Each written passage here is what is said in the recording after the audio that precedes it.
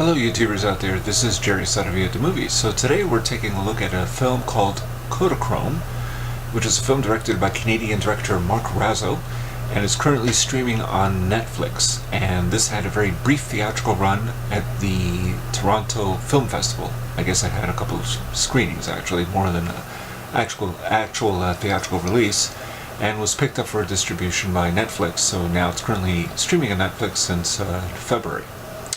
Now, this film reminded me a lot of Alexander Payne's masterpiece, Nebraska, which came out back in 2013.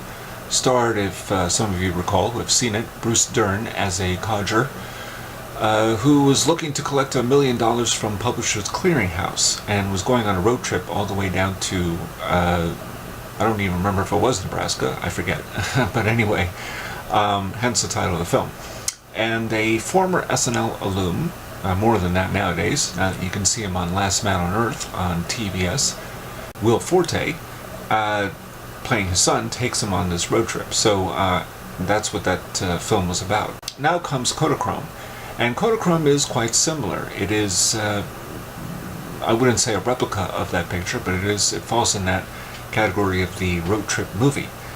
And it stars Jason Sudeikis, also a former SNL alum, to say the least, who plays Matt, and he is a record executive who's having a hard time trying to sign any rock bands whatsoever, and hasn't been able to in months. He's about to get fired unless he signs this other rock band, and if he does, then he can keep his job. So this means going all the way to Chicago to see the band, see them in person, and get them to sign to the record label.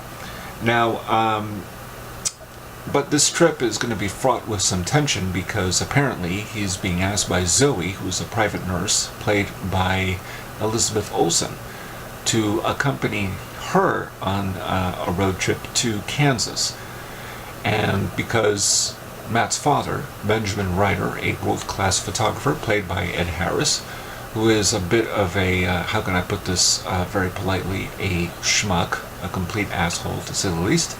And anyway, he has to accompany, basically drive his father down to Kansas because that is the only place in a small town where they actually process Kodachrome film.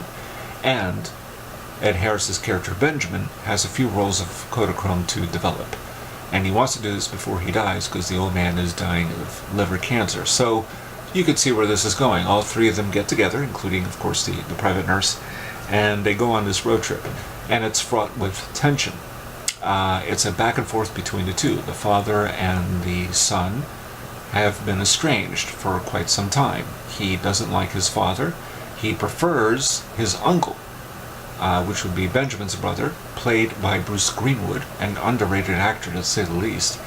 And even Jason Sudeikis' character Matt says, well, you know, he's been more of a father to me than you, meaning, of course, Benjamin. So there's even a scene where they meet at their house, the aunt and uncle, and it turns out that the aunt had an affair with Benjamin way back when, because Benjamin, of course, spills the beans, because why not?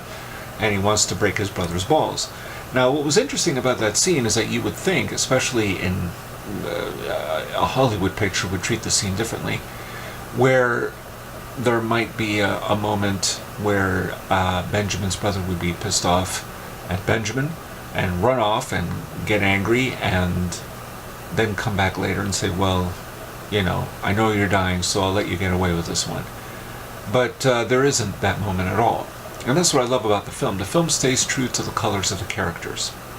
Despite their flaws, they remain true to them. So that Benjamin is always a schmuck. He was a terrible father, more devoted to his work than his family.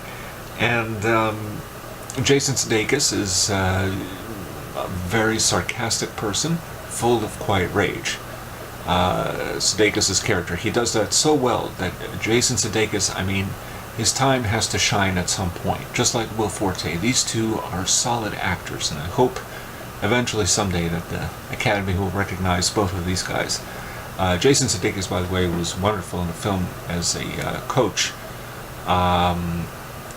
for the film Race back a few years ago. So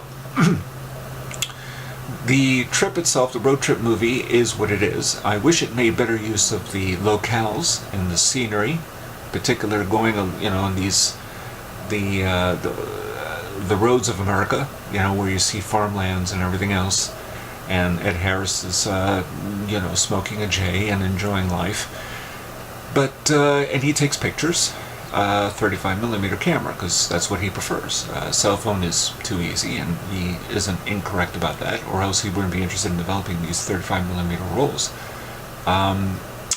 And so it's that tension, once again, between father and son, and the tension with Elizabeth Olsen's character. She's not a female character who's just there to help both men deal with their lost souls, to say the least. Or in Sudeikis' character, or Matt rather, is loss of innocence, I think, to some degree. But she is also a complicated character, and she has an issue with men, and in particular her last husband, whom she left. Spoiler alert. So, she's there for Matt, but she's also there for Benjamin, since she is essentially a caregiver to some degree. And that's, but the film stays true to their characters. It never sentimentalizes them. They're all fraught with this tension, and the film doesn't necessarily make you feel uneasy about them, but you can't help but like them, and you understand them and you respect them, kind of like how Matt respects Benjamin. So that by the end of the picture, when we discover what those rules of film actually have, because they hadn't been developed in almost 30 years, which came as a surprise to me, but not to some couple of critics that I read. But anyway, when we discover what they actually have, it really is quite shocking to me, and yet quite humanistic. It shows a side to Benjamin that we probably didn't anticipate. So overall, a very good film. Could have made better use of locales, I think, kind of in the way that Nebraska did. Nebraska just had beautiful scenery, in addition to the characters. It just showed the roads of America that we used to sort of love about America, which was the American road trip. All across, all 5,000 plus miles from West Coast to East Coast and so on and so forth. But it really made use of it. So that the locations were as much of a character as the characters were. That's kind of missing in this picture, but that would be my only quibble. I would say check out Kodachrome for those three actors who are absolutely terrific. Elizabeth Olsen is an adult actress, so she is so genuine, so real. Jason Sudeikis, an excellent combination of quiet rage and simmering sarcasm. And Ed Harris' character, Ed Harris is kind of the most formidable presence in American movies in 30 years as well. He's just been around so long, and he's so muted, so subtle. He's just a terrific actor, just gives what he needs to give. His presence says it all. It's and so frail at the same time.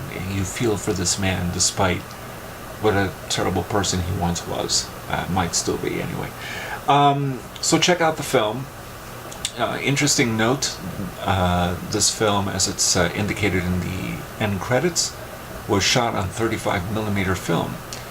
Real film, Kodak film, which makes you wonder, well, geez, if there's ever a time for a film that's actually shot on 35mm film, which is so rare nowadays to be shown in theaters, this would be the film.